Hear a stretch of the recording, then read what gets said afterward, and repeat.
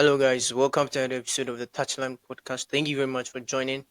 Please do well to subscribe, turn on the notification bell, comment, like, share, and on Facebook, click on the follow button, comment, like, and share as well. I am Joel, and I'm here with Defla, your regular co-host. What's up, guys? Defla Alpha Man. Hello, we day. Champions League matches, interesting Yes, results.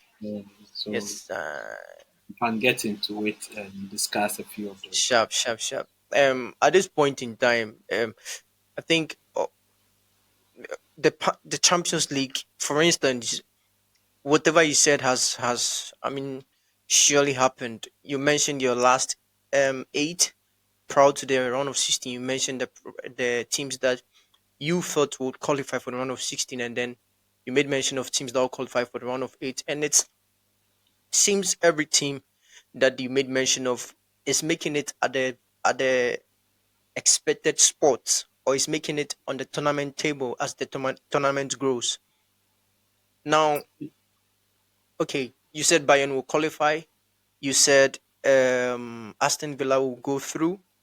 You made mention of a couple of teams that will go through.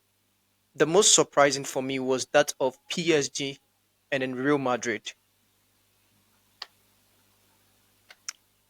You said you will not be surprised if if PSG if PSG going into the game, the second round of the game, you made mention that Anfield is a difficult ground. It will be very tough for PSG, especially. I mean, the 13th team or the 13th player on the pitch is the Anfield fans. I mean, you could hear the sound, you could hear the chants, you could hear them roll each and every time in the minutes of the game.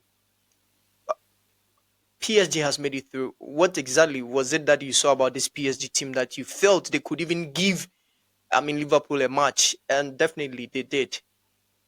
I going into the match, like I told you, I told you I wouldn't be surprised if PSG made it through, and they made it through.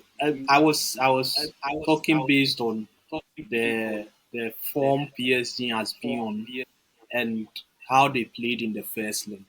And if I was thinking to myself, if they could play the way they played in the first leg, even if they could play just like 60 to 70% of the performance they gave in the first leg, then the second leg there would still be a chance.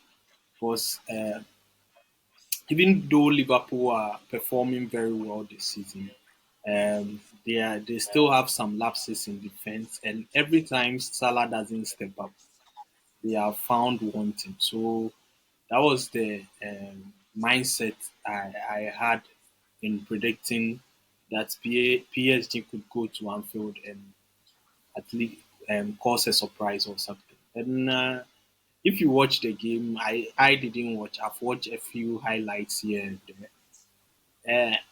Even if, even at Anfield, PSG created the better chances. Even though Liverpool Lots of chances. dominated Lots of the game, chances. yeah, Liverpool They created dominated the lots of game. chances. PSG created the better chances, and if they had won in regulation time, normal time, it would have been a fair result. It wouldn't have been hard on Liverpool. So I think overall, the better team amongst the two qualified. They were the better team um, in both legs. So I was saying, if you even if you look at both teams, if you look at their players, if you look at, I don't think I mean, player apart from comparison. Salah in Liverpool's front line, apart from him, none of the Liverpool attackers will get into the uh, PSG team for me. And even if you look at the midfield is the same. Maybe it's Man, just in defense that Liverpool man. have.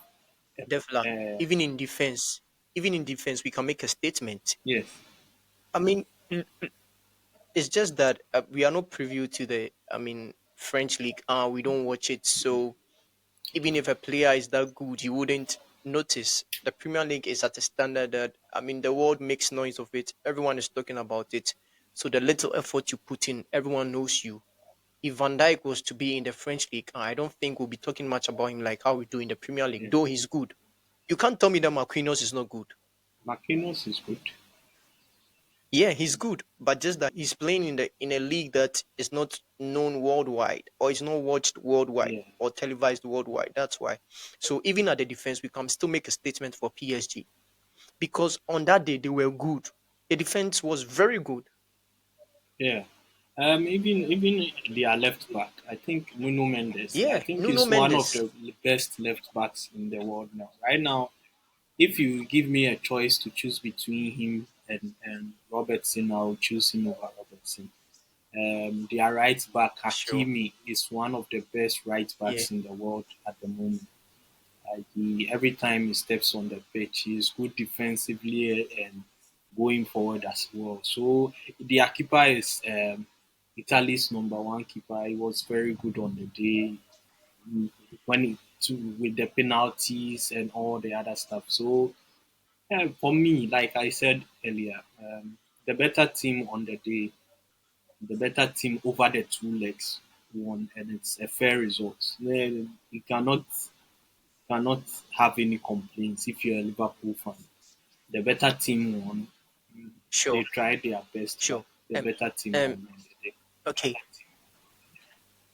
Now, Defla, at this point, can we say this was a test for Ancelotti to pass because most pundits or most viewers across the world didn't really see him to really me, for instance, I always tell you, is it that he came to meet? He was fortunate to meet. I mean, a well-grounded team. The base was good. The foundation was good, so he didn't really have to put in much effort.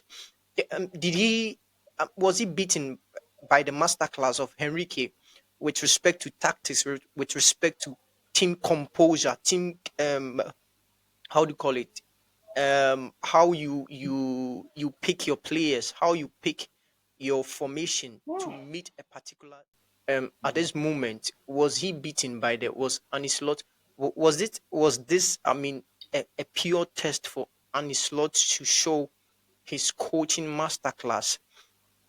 Because he coming into a team like Liverpool and where he has taken Liverpool to, most people are not convinced, are not fully convinced that this is the handiwork of Anislot. They still think he's feeding on the success or he's feeding on the build up or the structure that Judging Club put behind for him. Do you think he was? I mean, he was below his standard today, or during the match, or during the game against PSG? He didn't bring his A game, or you felt Henrique was far above or far ahead of him going into the game? well, for me, I don't think Yeah, it's because he met a good team or whatever. Because this same team, like I said the last time, this same team finished um, third and fifth in the previous seasons. So I wouldn't say it's because he met a, a good team. What I would say is that as a coach, you can only take a team as far as like you get the players he has. This as far as like the PSG team is far when technically they are far ahead of the Liverpool team. They have the far more superior technical players and all the other stuff you can say. So this, I think he did what he could do because at home, even though they were having a 1-0 lead, you can't come playing at home and play defense for a 1-0 aggregate win. The fans wouldn't like that. So you would have to try and attack yeah, and find a balance between defending no, and attacking. And sure, it's just unfortunate that they met a team who are like better than them.